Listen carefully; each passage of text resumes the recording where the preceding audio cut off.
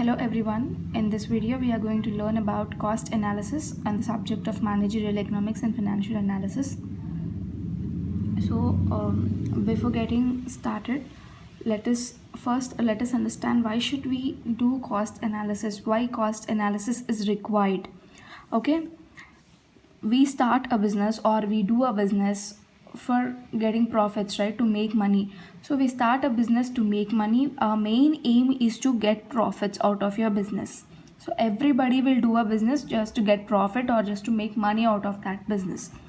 So profit is nothing but selling price minus cost price. I think you all know this. Selling price is the price that you will, a price at which you sell that particular product to the customer is called selling price, and the cost price is the price that you will invest on that particular product to prepare it. Suppose you have a pen which costs 5 rupees. That means 5 rupees is your production cost.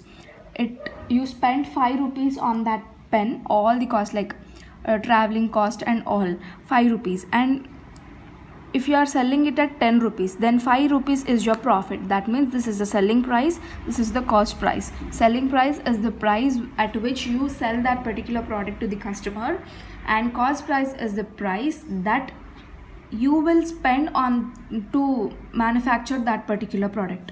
Okay, and selling price is not in our control, because if we have to reduce the price because of some factors like suddenly there is a huge increase in the competition for that product, then you have to obviously reduce the price of the product, right? So selling price is not in your control. Sometimes you may have to increase it, sometimes you may have to reduce it, but you can control cost price. How can you control cost price? Because you are the one who are investing the money on it in order to manufacture it, in order to prepare it. So you can control cost price, but you cannot control the selling price. Okay, as we can control cost price, we have to see that the cost price should be always very much less as possible, because you are subtracting cost price from selling price. So you have to see that the cost price should be always minimum. You should try to control the cost price. So this is nothing but cost analysis. So to do this, to minimize the cost and to control the cost price of a particular product, we required cost analysis. Okay, cost analysis includes many concepts like break-even point, like cost concepts and all. So a break-even point is a very important concept. I'll be telling about break-even point in the next video. In today's video, let's learn about cost concepts. We have many cost concepts, and why do we require cost concept is for clear business thinking and proper applications. First, you have to learn all the cost concepts. That means all the types of cost and which cost is to be applied in which scenario. You have to learn all those things. Then you can apply it according to your business situation and you can make profits out of it. Okay, for clear business thinking and proper application. It's not only enough that you just learn the cost analysis or cost concepts, you can easily control the cost. You also have to learn how to implement them efficiently. Okay, so the first is opportunity cost and outlay cost. Outlay cost is nothing but the actual cost, like that means the direct cost that you make, that you pay for your labor, material, building, machinery, transport, and all those direct costs and all comes under this outlay cost. And the next is opportunity cost. Opportunity cost is nothing but you have suppose you are manufacturing some product and you have n number of alternatives. Suppose you are manufacturing a particular product and you want 3 input materials for that product like A, B and C. Suppose you have many alternatives for A, like A1, A2, A3. You can choose A1 or you can choose A2 or you can choose A3, any alternative. Then the value of next valued alternative for that resource, the value of next highest valued alternative. That means among all the alternatives, the next highest. Suppose this is the original product and all these are the alternatives for this original product. The highest value among all these alternatives, which one has the highest value, that highest value is called as opportunity cost. Okay, this is opportunity cost and outlay cost. Okay, the next is explicit and implicit cost. You already know the meaning of explicit and implicit, right? Explicit cost is actual costs that appear in the book of accounts. You will maintain a book of accounts for your company, a book of accounts which has all the details, like what is that cost that you are implementing, that means you are investing. All those records will be stored in that book of accounts. So the actual cost that you will mention or you will specify in that book of accounts is called explicit cost, and implicit cost is not specified, that is maintained by the employer itself. Employer is nothing but the owner. It is maintained by the owner itself. Okay, you will not specify it anywhere. Simple. The next is historical and replacement cost. Historical cost is nothing but the original cost of an asset. Suppose you purchased a product X, and you make some modifications to it, like you add some color, you add some all decorative items to that. Then the original cost at which you bought this is the original cost of an asset. Okay, after you make some modifications to this, you'll generate a cost, that is the cost price. But before you do all those modifications and all, the original cost at which you bought that particular asset is called as historical cost. Asset is nothing but a thing or a value or a property. Anything is called as an asset.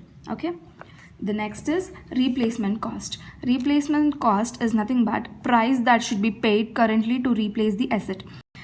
Suppose you have bought this asset some 10 years to 20 years back, but the price which is before 20 or 10 years will not be the same now. It may increase or it may decrease according to the demand of that product.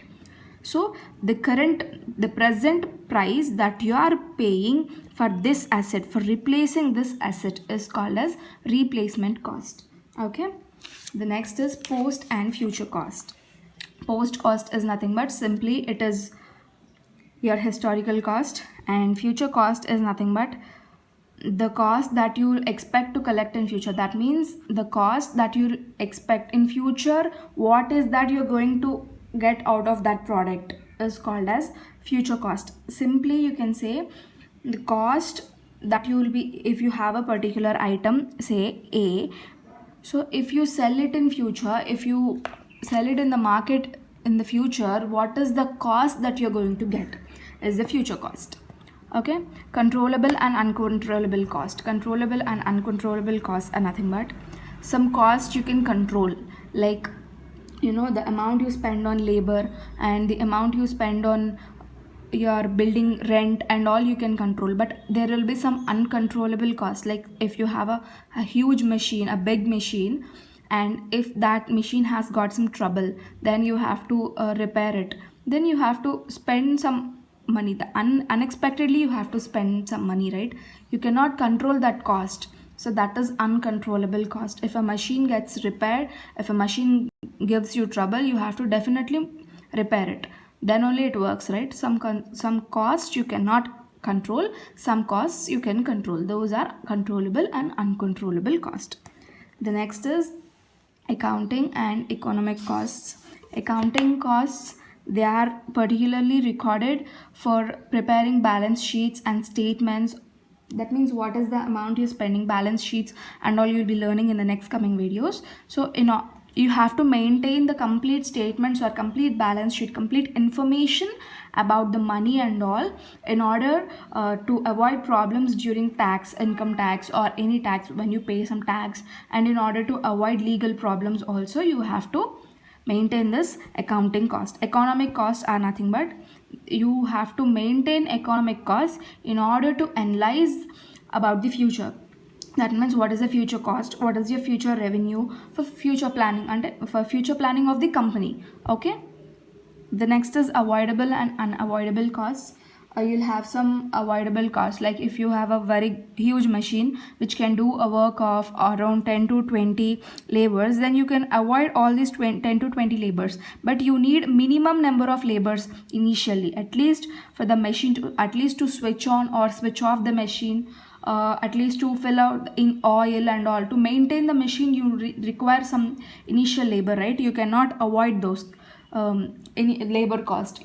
You need at least a minimum number of labor, so that labor, that is unavoidable cost. Avoidable cost is with that machine you can replace around 10 to 20 labors, then this 10 to 20 labors wages and all, you can avoid them directly. Okay, that's all for this video. Not only these 7, we have many cost concepts. I'll mention all those in the description, but these 7 covers almost of all those topics, like incremental and sunk costs. You have fixed and variable costs, many cost concepts you have. I'll mention all those in the description. And if you have not seen previous videos in this MEFA playlist, I'll give you the description of the playlist also in the description box. You can check out. And if you have not yet subscribed to my channel, do subscribe. If you like the video, give it a thumbs up and share it with your friends. Thank you. If you want me to include any other concepts, or if you did not understand anything in the video, just comment it in the comment box. Thank you.